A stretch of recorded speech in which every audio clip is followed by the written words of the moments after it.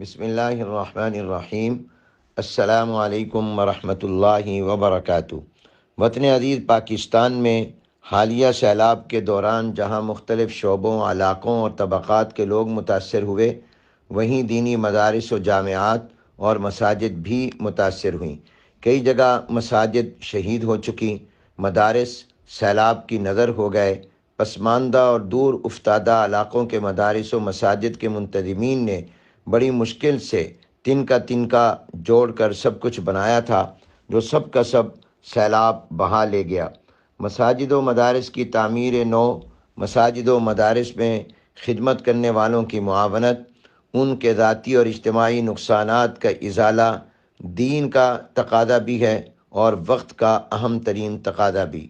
وفاق المدارس العربیہ پاکستان نے 2005 کے زلزلے کے بعد بھی متاثرہ مدارس و مساجد کے تعاون کا اہتمام کیا تھا۔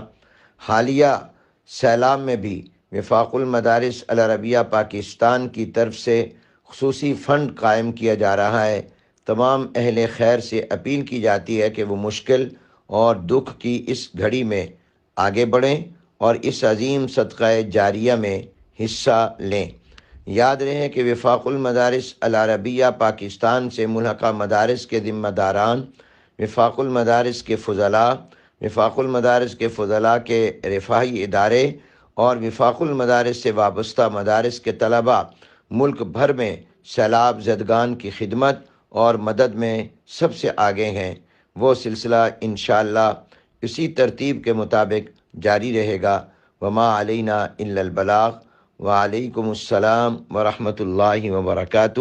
محمد حنیف جالندھری، ناظم اعلیٰ وفاق المدارس العربیہ پاکستان۔ عجب ہے پورنوار خیر المدارس خدا کا